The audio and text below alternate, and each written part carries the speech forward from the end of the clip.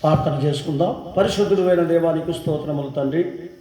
దయగలిగిన యేసయ్య, ఈ ఉదయకాలమందు చిన్న మందగా చేరి నేను స్తుతించుచుండగా ప్రభా, ఈ పరిశుద్ధ దినమందు మీరే మా మధ్యలోనికి దిగి వచ్చి అన్ని విధాలుగా ఆశీర్వాదకరంగా మార్చినట్లు కృప దయచేయండి.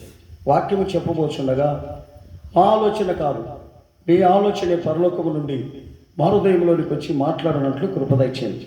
మీ చేతికి మా శరీరమును ఆత్మను అప్పగిస్తున్నాం. మీరే భారం మంచి నడిపించమని యేసునామములో అడుగుచున్నాను తండ్రి, ఆమేన్. మరి మనం సామెతలు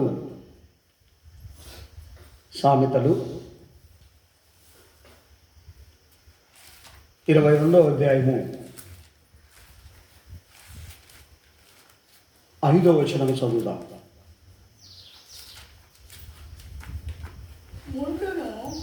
ముర్లును మూర్ఖుల మార్గంలో ఉన్నవి, తనను కాపాడుకునేవాడు వాటికి దూరముగా ఉంటాడు. ఏమున్నాయంట? ఒక మనిషిలో ముళ్ళును ఉరులును. ఉరులంటే ఏమిటి, ముళ్ళంటే ఏంటి గమనించండి ప్రియమైన వారలారా.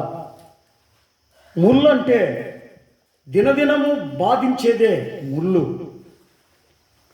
సమాధానం ఉండదు ఇంట్లో, శాంతి ఉండదు ఇంట్లో. ప్రతిదినము కోపగించుకుంటూ ఉంటాం, ప్రతిదినము రోసగించుకుంటూ ఉంటాం, ప్రతిదినము కొట్లాడుతూనే ఉంటాం. అది ఏమిటో తెలుసా? ముళ్ళు. ఇంట్లో సమాధానము లేకుండా, ఇంట్లో శాంతి లేకుండా ఇవన్నీ రావడానికి కారణం ఏమిటి గమనించండి ప్రియమైన వారలారా. మన యొక్క జీవితంలో మన ఇంట్లో దేవుడు లేకుండా ఉన్నదాన్ని బట్టే, మన ఇంట్లో ఎవరు నివాసం చేస్తున్న దాన్ని బట్టి, సాతాను నివాసం చేసేదాన్ని బట్టి సాతానుడు మనకు ముళ్ళును ఉరులు వడ్డినాడు. ఎందుకంటే ఒక పక్షిని వాడు భక్షించాలంటే వాడు ఆ పక్షినికి ఏం చేస్తాడంటే ఉరులు వడ్డుతాడు. వడ్డి నటనగా దానికి ఆ పక్షికి సమానంగా ఒక పక్షిని పెడతాడు. పెట్టి ఆ పక్షి ద్వారా అరిచేతట్లు వాడు లాలనగా వాటిని అరిచేతట్లు పెడతాడు. అప్పుడు మామూలు పక్షి అయితే అరసదు, కానీ ఈ పక్షి ఒకటేమైనా అరుస్తూ ఉంటుంది, నటన. అందుకనే ప్రియమైన దేవుని బిడ్డ, ఒక్కసారి ఆలోచన చేయి. ఇది అరిసి అరిసి అరిసి అరిసి దావణ ఎగిరిపోయేటువంటి ఒక పక్షైనను, ఎక్కడో పొదల్లో సేద తీర్చుకున్నటువంటి ఒక పక్షైనను, ఆ అరుపు ఇది ఏమి ఆ పక్షికి కష్టం వచ్చిందో శ్రమ వచ్చిందో అని పరిగెత్తుకుంటూ అటుకొస్తుంది. గమనించండి, అక్కడ ఉరులు వడ్డినాడని ఈ పక్షికి తెలియదు. గమనించండి, సహోదరులే మనుషులకు ఉరిలు వడ్డుతున్నారు. మనిషికే ఏం చేస్తున్నారు? నాశనం చేస్తున్నారు. నమ్మించి మన జీవితాలను పాడు చేసేటువంటి యొక్క ఉరులు. ఇది మనల్ని భక్షించేటువంటి యొక్క సాతాను యొక్క యుక్తి. అదే యుక్తి ఒక పక్షిని భక్షించేటువంటి యొక్క ఏటగానికి అదే గుణం ఉంది. అలాగనే ఈ భూమి మీద మనల్ని ఏటాడేటువంటి వాడు సాతానుడు. ఎందుకో తెలుసా? నిన్ను ఉరులు వేసి పట్టుకొని నిన్ను భక్షించకపోతే నువ్వు ఏదైనా దేవుని దగ్గరికి వెళ్ళి ఆయనతో ఉంటావేమోనని వాడు నీకు ఉరులు వేస్తాడు. వేసి ఇది అరిసి అరిసి ఎవరిని పట్టిస్తుంది? ఇంకొక పక్షిని పట్టిస్తుంది. గమనించండి, దానేం చంపడు వాడు. ఈ పట్టించిన దానినే వాడు తింటాడే కానీ, అలాగనే మనకు కూడా మనకు ఉర్లు వడ్డేటువంటి ఒక మనుషులు ఒకరు ఉంటారు. అందును బట్టి వాళ్ళు ఎవరో తెలుసా? మన సొంత వారై ఉంటారు, బయటి వారై ఉంటారు, పక్కింటి వాళ్ళై ఉంటారు, అక్కింటి వాళ్ళై ఉంటారు, దూరస్తులై ఉంటారు, మన ఇంట్లోనే ఉంటారు. ఇటువంటి వాళ్ళందరూ కూడా పక్షిలాగానే మనం చూసుకోవాలి. ఎందుకంటే ఎవరు ఉరులి వడ్డినారు అని గ్రహించని యొక్క పక్షి ఉన్నట్లయితే అది ఖచ్చితంగా దాంట్లో పడిపోతుంది. అందుకనే పక్షిని కొన్ని తెలివి ఉన్న పక్షులు అవి దూరమనే ఉంటాయి కానీ దగ్గరికి రావు. ఎందుకంటే ఆ పక్షి అరుస్తూనే ఉంది కానీ తన స్థానము తప్ప అది బయటికి రాకుండా ఉంది. అక్కడ ఏదో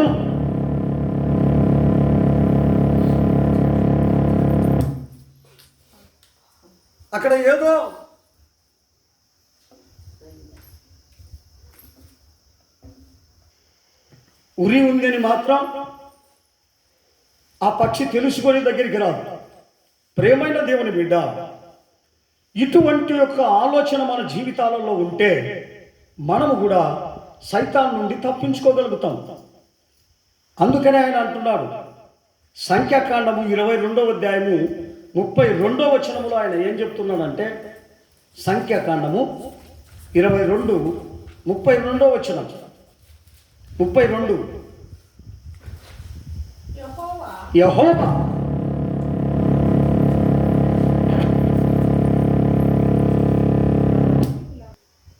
యెహోవా దూత ఈ ముమ్మారు నీవు నీ గాడిదను ఎలా కొట్టితివి, ఇదిగో హల్లెలూయా. గమనించండి ప్రియమైన వారులారా, తన యజమానుడి దగ్గర ఉన్నటువంటి యొక్క గాడిదను అతడు ముమ్మారు కొట్టినాడు. అప్పుడు కొడతా ఉంటే ఆ గాడిద అంటుంది, ఏమయ్యా, ఏ రోజైనా ఇట్లా నేను చేసినానా? ఏ రోజైనా నిన్ను కింద పడగొట్టానా? ఏ రోజైనా నీకు గోడ కానిచ్చినానా?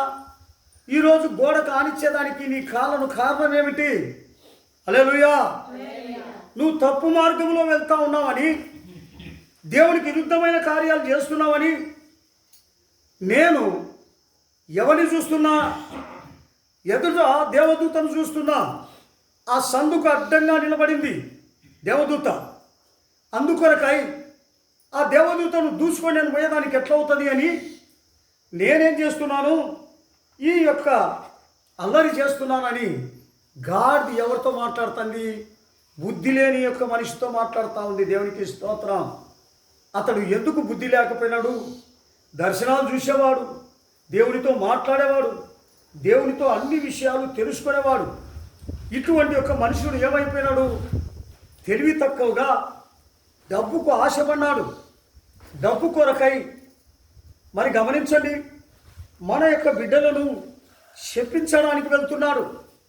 ఇదిగో నా బిడ్డలు మంచోళ్ళు కాదు, నా బిడ్డలు సరైనటువంటి ప్రార్థన పరులు కాదు, నా బిడ్డలు సరైనటువంటి యొక్క దేవుని చిత్తం చేయలేదు, నాకేదో లాభం వస్తే చాలు అని చెప్పి ఇతరుల దగ్గరికి పోయి తన ప్రతిష్ఠితను పాడు చేసుకున్న దాన్ని బట్టి గాడిద అతనితో మాట్లాడుతూ ఉంది. చదవండి అమ్మా, చదువు.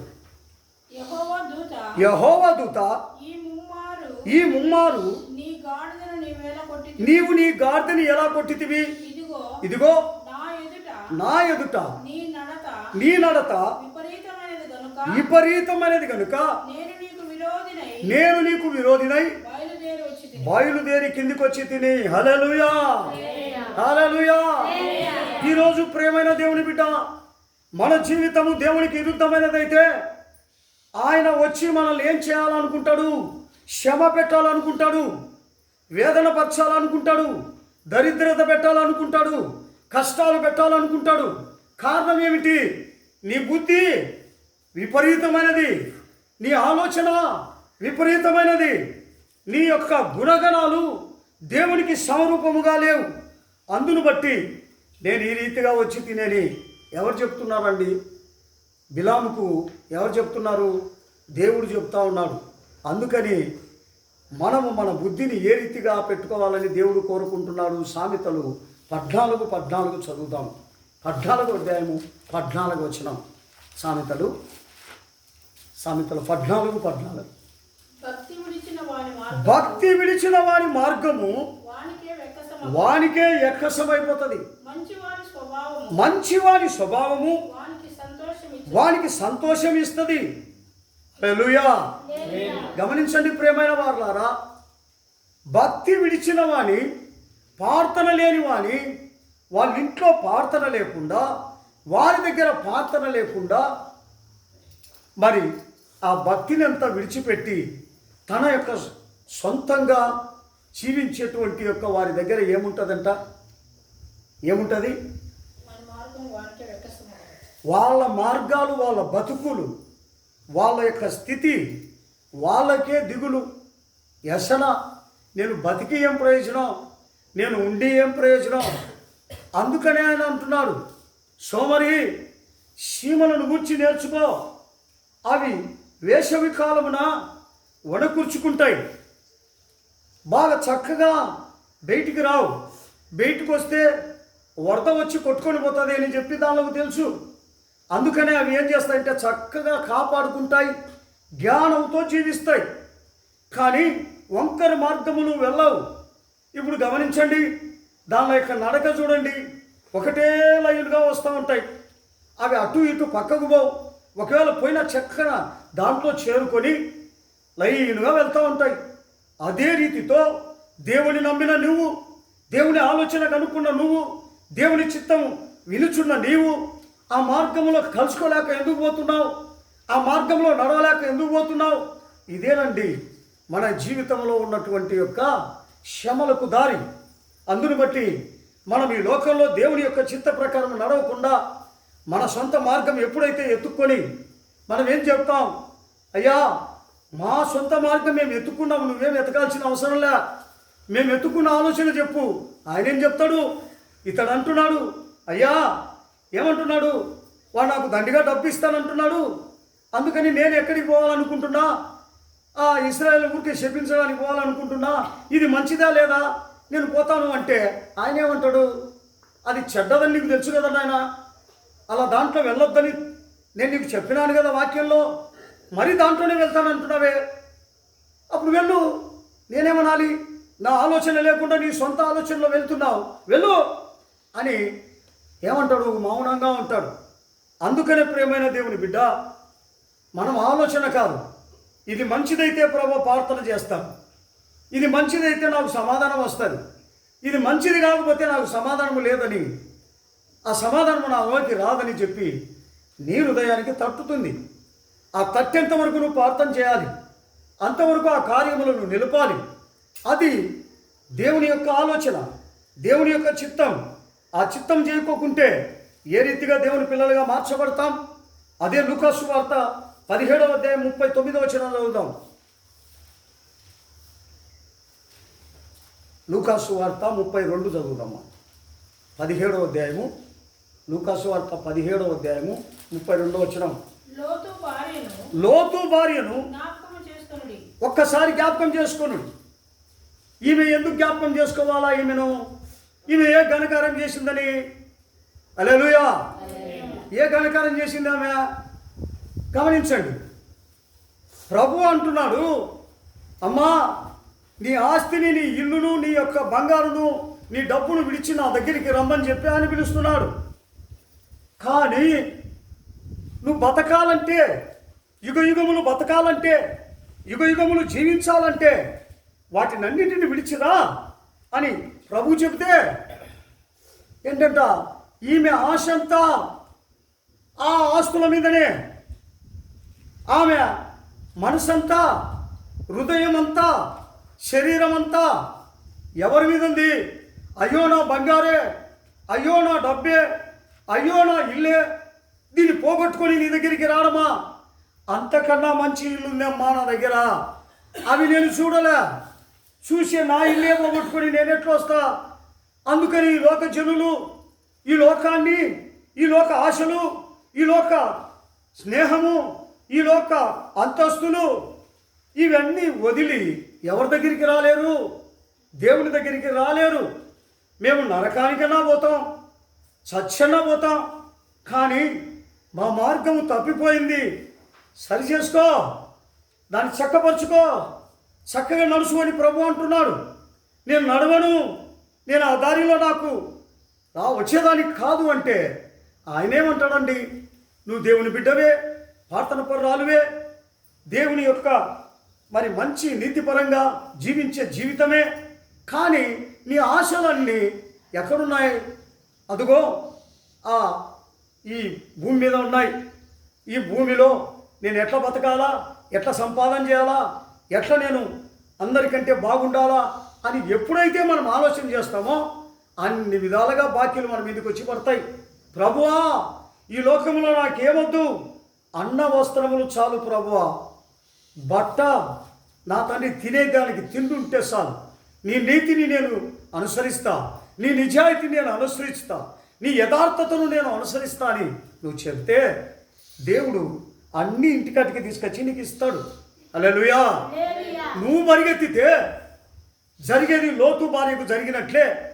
ఆమె ఎనికి తిరిగి చూడకుండా ఇదిగో ఆ ఎదురుగా ఉన్నటువంటి ఆ కొండ దగ్గరికి వెళ్ళు, అక్కడ నా ప్రజలున్నారు, నా దూతలున్నారు, వాళ్ళు మిమ్మల్ని కాపాడి సంరక్షిస్తారు అని చెబితే, అయ్యాయా లోతు అంటాడు, అయ్యాయా అంత నువ్వు చెప్పిన ఇష్ట ప్రకారం నేను వెళ్ళలేను కానీ ఇదిగో నా ఇష్ట ప్రకారము ఈ మైదానంలోనికి పోయేదానికి సెలవు ఇవ్వయ్యా అని వేడుకుంటాడు. ఈరోజు మన జీవితాలన్నీ అంతే. ఓ క్రైస్తవ జీవితమా, ఓ పరిశుద్ధమైన జీవితమా, ఆ పరిశుద్ధమైన మార్గంలో నడచండి అంటే మా క్రైస్తవుల జీవితంలో అది లేదండి. ప్రార్థన చేస్తాం, దేవుని సన్నిధానానికి వెళ్తాం, బైబిల్ చదువుతాం, ఏంటంట పౌరాత్రి భోజనం తీసుకుంటాం, కానీ ఈ గుణగణాలు మాత్రం మాకు లేవు. కానీ మా గుణగణాలన్నీ ఎవరి మీద? డబ్బు మీద, వ్యామోహం మీద, అన్యాయం మీద, బంగారు మీద, సంపాదన మీద ఉంది. ఏ రీతిగా మేము వచ్చామని మనం ప్రశ్నిస్తాము దేవునితో. ఇటువంటి యొక్క స్థితి మన జీవితాలలో ఉన్నప్పుడు దేవుని బిడ్డలం ఏ రీతిగా అవుతామండి? దేవుడు మనకెట్లా సాయం చేస్తాడండి?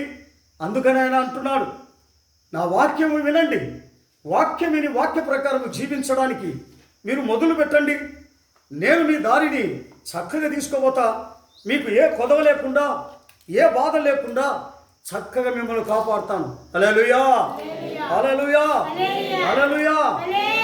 గమనించండి ప్రియమైన వాళ్ళారా, నీ ఆలోచన చేసే ముందుగా నీకు ఒక మార్గం నేను సిద్ధపరిచి పెట్టింటా. నీ కష్టానికి, నీ బాధకు నువ్వు బాధపడకుండా, నువ్వు నొచ్చుకొనకుండా, నువ్వు యోచన పడకుండా, నువ్వు దిగులు పడకుండా నిన్ను కాపాడేటువంటి ఒక మార్గము ఏమి చెప్పుకోకుండా, బాకీ లేకోకుండా నీ దగ్గరికి వస్తుంది. హల్లెలూయా, హల్లెలూయా, హల్లెలూయా. ఇదేంటి నేర్చుకోవాల్సింది. ప్రభా, నా చేత ఏమీ కాదు, నువ్వే నాకు మార్గదర్శివి అని ఎప్పుడైతే మన భారములో ఆయన మీదేస్తే ఆయన చేయకుండా ఉంటాడా? ఎబ్రీయులకు రాసిన పత్రిక 10వ అధ్యాయము 38వ వచనం చదువుదాం.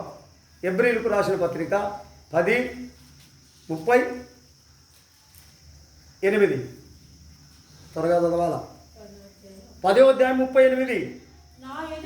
నా ఎదుట నీతిమంతుడైన వాడు విశ్వాస మూలముగా జీవించును గాని అతడు వెనుక తీసిన ఎడల అతని యందు నా ఆత్మకు సంతోషం ఉండదు. ఎవరంటున్నారండి ఈ మాట? గమనించండి. నీ మార్గము నీతిమైనది, యథార్థమైనది, పరిశుద్ధమైనది. ఆ మార్గంలో వెళ్ళక నువ్వు దాన్ని వెనకదీసి దాంట్లో పోతే నేను బతకలేను, దాంట్లో పోతే నేను న్యాయంగా ఉంటే జీవించలేను అంటే దేవుని సంతోష పెట్టలేవు, దేవుని సమాధానపరచలేవు. ఏం ప్రయోజనం అండి ఆ బతుకు? నీకు సమాధానం ఉండదు, దేవునికి కూడా సమాధానం ఉండదు. అందుకనే నా యేసు సమాధాన పడే పనే నేను చేస్తా. నా యేసు నన్ను అన్ని విధాలుగా ఆహ్వానించేటువంటి యొక్క కార్యములు నాలో వెలుగుతాయి. ఈ గుణాలు మనకు ఉండాలని ఆయన చెప్తా ఉన్నాడు.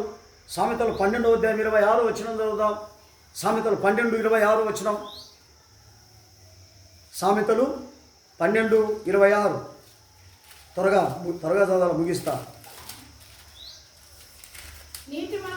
నీతిమంతుడు తన పొరుగువానికి దారి చూపిస్తాడు. భక్తిహీనుల ప్రవర్తన వారిని దారి తప్పిస్తుంది. గమనించండి ప్రియమైన వారలారా, నీతిమంతుడు ఏం చేస్తాడంట? మంచి మార్గంలో వెళ్ళమని చెప్తాడంట. భక్తిహీనుడు ఏం చెప్తాడు? మంచి మార్గమును తప్పించి అన్యాయపు మార్గంలోనికి నడిపించి నువ్వు దిగులు పడుతుంటే ఏడుచంటే వాడు సంతోషపడతా ఉంటాడు. ఎవరు వాడు? తప్పించేవాడు, నీతి మార్గమును తప్పించేవాడు. గమనించండి, అందుకనే ఆయన అంటున్నాడు, నీ మార్గములు ఎవరికి అప్పగించమంటున్నాడు? దేవునికి అప్పగించు. నీ మార్గములు మనుషులకు అప్పగించే ఏడ్చాలా, బాధపడాలి. అయ్యో నేను ఊరికి అప్పగించిన వాళ్ళకి నేను నా దేవునికి అప్పగించింటే నేను ఎంతో ఆశీర్వదింపబడేవాడిని. మనుషులకు అప్పగించి తనకలాడుతూ ఉన్నాను, ఆ మనుషులు నా పనులు చేయలేదు, కరెక్ట్గా చేయలేదు అని నువ్వు బాధపడాల్సిన పరిస్థితి వస్తుంది. అందుకనే ఆయన అంటున్నాడు, నీతివంతుడు మార్గము యెహోవాకు తెలియదు. అదే సామెతలు 4వ అధ్యాయము 14-15 చదువుదాం. 4వ అధ్యాయము 14-15 త్వరగా చదువు. సామెతలు. భక్తిహీనుల త్రోవను చేరకుము, దుష్టుల మార్గమున నిలవకుము, దాని యందు ప్రవేశింపక తప్పించుకొని తిరుగుము, దాని నుండి తొలగి సాగిపోము. ఏమంటున్నాడండి? ఏమంటున్నాడు? దుష్టుల మార్గమును, భక్తిహీనుల త్రోవను నిలవద్దు, భక్తిహీనుల మార్గమున నిలవద్దు. ఏమో చెప్పమంటున్నాడు దేవుడు? దేవుని మార్గమున నడిస్తే ఆయన అన్ని సఫలం చేస్తాడు. ఈ దుష్టుల యొక్క మార్గమున మనం నడిచినట్లయితే అన్నీ సఫలం అవుతాయి, మనకు అన్నీ సాగిపోతాయా? 15వ వచనం చదివినామా? మనం సాగుతామా? సరైనటువంటి ఒక రీతిగా మనం బతుకుతామా? మన మార్గం ఎవరి పక్కంది? దుష్టుల పక్కంది. దుష్టులు మనకు అయ్యో వీళ్ళు ఎంత కష్టపడుతున్నారో, వీళ్ళు ఎంత బాధపడుతున్నారో, వీళ్ళకి సాయం చేస్తామనే గుణం ఉంటుందా? ఇంకా నేను బీదోనంటే ఇంకా నీ దగ్గర తినాలని చూచాడు, ఇంకా నిన్ను నాశనం చేయాలని చూచాడు. వాడికి అవన్నీ అక్కరకుండవు. ఎట్లన్నా కానీ నీతో డబ్బు గుంజాలి, నీతో అతను లాభం పొందాలి. ఇదే ప్రార్థన పరులకు, ఇదే దేవుని బిడ్డలన్న వారికి, ఇదే అందరికీ ఇదే గుణము. కానీ నీతిపరంగా న్యాయం చేసేవాళ్ళు భూమి మీద ఉన్నటువంటి నరులు ఎవరు లేరండి. హల్లెలూయా. అందుకనే మనం జాగ్రత్త పడాలా అంటాడు. అదే సామెతలు 10:9 చదువుదాం. 10వ అధ్యాయం 9వ వచనం. 10:9 సామెతలు. యథార్థముగా ప్రవర్తించువాడు ఎట్లా నిర్భయముగా ప్రవర్తిస్తాడంట. కుటిల వర్తనుడు బయలుపడతాడు. ఎట్లా బయలుపడతాడు? వాడు చేసే అన్యాయము మాటల ద్వారా, క్రియల ద్వారా తెంచిపోతాడు. హల్లెలూయా.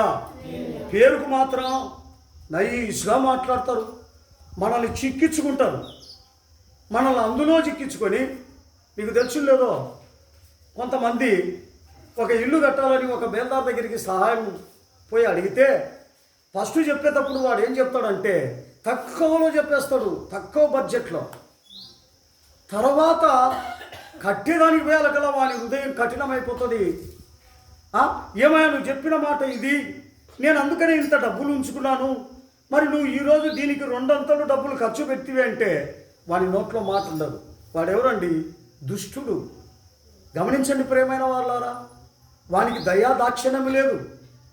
వాడికి నేను చెప్పినానే మాట, ఆ మాట మీద నిలబడాలి, ఆ మాటను నేను నెరవేర్చుకోవాలని, దానిలో తృప్తి పొందించమనేటువంటి గుణం ఎవరికి లేదు? ఆ మనుషులకు ఉండదండి. అటువంటి జనులు ఈ లోకంలో కొలది కొద్దీ ఉన్నారు. కనుక నువ్వు జాగ్రత్తగా ఈ లోకంలో, దుష్ట లోకంలో బతకాలంటాడు. మనం ఈ దుష్టులకు అప్పగించినట్లయితే మనం అనేక రీతిగా బాకీలు పడాలి, అనేకమైన రీతిగా చెడిపోవాలి, అనేక రీతిగా మనము నశించిపోవాలి. ఎందుకంటే మన మార్గం వాళ్ళకి అప్పగించడం కనుక వాళ్ళు మనల్ని నాశనం చేస్తారే కానీ వాళ్ళు మనం బాగు చేయరు. మనము నశించిపోతామే కానీ మరి వర్ధిల్లాం.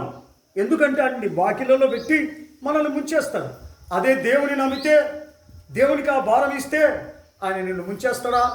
ఆయన నిన్ను కాపాడుతాడే కానీ కాపాడకుండా వదులుతాడా? అప్పుడు మనం అంటాం, నన్ను కాపాడలేదు, నన్ను రక్షించలేదు. ఎందుకు?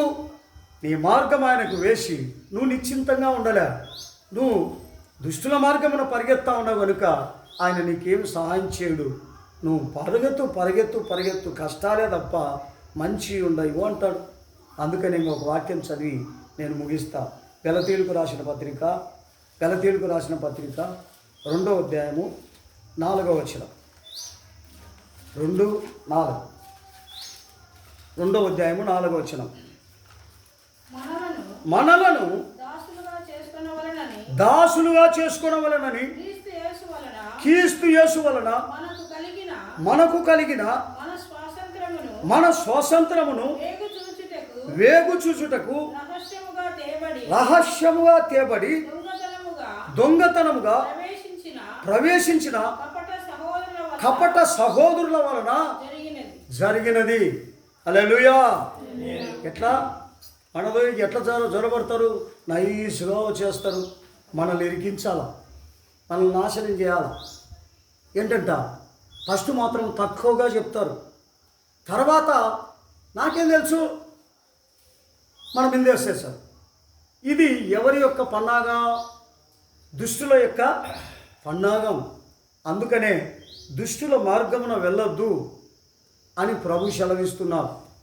గనక మనమందరం కూడా ఎవరి మీద మన ఆధారం ఉండాలి చెప్పండి? దేవుని మీద ఆధారపడి ఆయన మనము మంచి కార్యాలు చేస్తే మన తట్టు చూస్తాడు. చెడ్డ కార్యాలు మనం చేసినట్లయితే మన తట్టు చూడడు. మన యొక్క ఇల్లు చూడడు, మనల్ని చూడడు, ఏమీ చూడడు. నువ్వు ఎట్లన్నా జీవించు, నీ తట్టే నీకు జవాబు ఇయ్యడు, నీతో మాట్లాడడు, నీ ప్రార్థన వినడు, నీకు ఏమీ ఇవ్వడు. ఎందుకు? నువ్వు ఆయన తట్టు తిరగలేదు కనుక. కొందరు అబద్ధ బోధకులు చెప్తారు. ఒక అమ్మ చెప్తా ఉంది ఈ యూట్యూబ్లో, నువ్వు ఏమి తప్పులు చేసినా సరే అంట, ఏమి ఇది చేసినా సరే వాళ్ళకి చెప్పేదానికి సిగ్గు ఉండాలండి. దేవుడు నీ స్థలమును పోగొట్టడంట, అట్లే పెడతాడని అంట. ఎవరు చెప్పినా ఆమెకు బైబిలు చూపించి చెప్పు. అది చెప్పదు, సొంత మాటలు, సొంత ఆలోచన. ఏ దానికి ఫస్ట్ వాక్యం ఉండాలా, వెనకాల మనం ఉండాలి. ఫస్ట్ నువ్వు ఉండి వెనకాల వాక్యము చెప్పకుండా ఉన్నట్లయితే దొంగవు, దోచుకునే మనిషివి. వెనుక వాక్యం ముందు చూపి తర్వాత వెనకాల మాట్లాడు. అవి నేర్చుకోవాలి. నీ ఇష్టం వచ్చినట్లు నువ్వు మాట్లాడితే జనులు దేవుని వైపు తిరగాలంటే ఎలాగ తిరుగుతారు? నిన్ను నన్ను చూసి, నాలాంటి వాడిని నీలాంటి వాళ్ళని చూసే దేవుని దూషణ అయిపోతూ ఉన్నాడు. దేవుని నామం దూషణ పాలవుతోంది. అందుకనే నిర్భయంగా తప్పులు చేసి, నిర్భయంగా పాపాలు చేసి మన ప్రార్థనలు చేస్తున్నాడు. ఓ సహోదరి, చెప్పేదానికి సిగ్గుండాలి. ఏదైనా కూడా వాక్యమును చూపెట్టు, ఈ రీతిగా ఉంది అని. నీ సొంతంగా నీ ఆలోచన ప్రకారం చెప్తే ఎలాగా? ఇలాంటి అబద్ధ బోధనను మీరు నమ్మి నాశనమైపోతారే కానీ మరి దేవుని దగ్గరికి రాలేరు. అటువంటి దుర్బోధలు ఎన్నో ఈ భూమి మీద. అటువంటి అన్ని నమ్మి మీరు వెళ్ళినట్లయితే మీ జీవితం ఎట్లుంటుందంటే అంత భయంకరంగా ఉంటుంది. దేవుని వాక్యం దీవించునుగాక. ఆమేన్.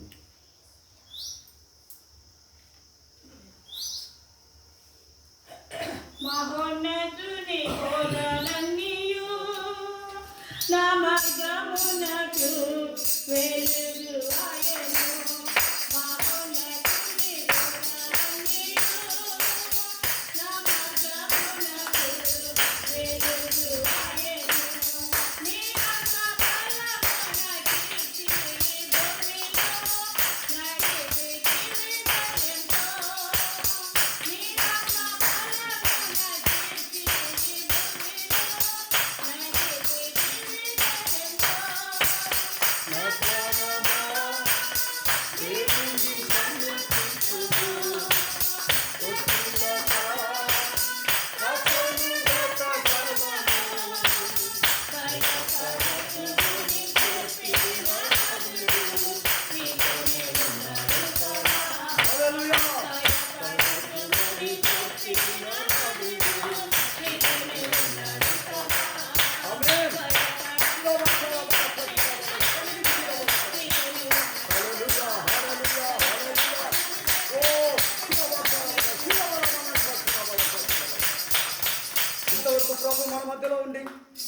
హెచ్చరించిన వాక్యమును బట్టి దేవునికి స్తోత్రం చేస్తాను. ప్రార్థన చేస్తాను. కృపా కనికరము గల దేవా మీకే స్తోత్రం స్తోత్రం స్తోత్రం స్తోత్రము నాయన. పరిశుద్ధుడా మీకే స్తోత్రం నా తండ్రి. అవును ప్రభా, ఇంత విధి కూడా ఆత్మస్వరూపునిగా మా మధ్యలోనికి వచ్చి ప్రభా మాతో మాట్లాడిన వాక్యం బట్టి కూడా మీకే స్తోత్రం నాయన. ఆ యొక్క వాక్యము వెలుగులో ప్రభా మమ్మల్ని మేము నాయన పరిశోధించుకొని పరీక్షించుకునే కృపను మాకు దయచేయమని కూడా వేడుకొనిస్తున్నాము నాదా. స్తోత్రం నాయన. అవును ప్రభా, భక్తిహీనుల మార్గంలో ముళ్ళును ఉరులను ఉంటాయని ప్రభా సెలవిస్తున్నారు తండ్రి. అవునైనా దేవా, మాలో నా తండ్రి మేము ఒక ముళ్ళు ఉరులు ఉన్నట్లయితేనైనా మీకు మార్గం మేము కనుగొనలేము కనుక నా ప్రభా నా తన యొక్క మార్గంలో మేము దూరముగా జీవించే కృపను కూడా మాకు దయచేయమని కూడా వేడుకొనిస్తున్నాం నా తండ్రి.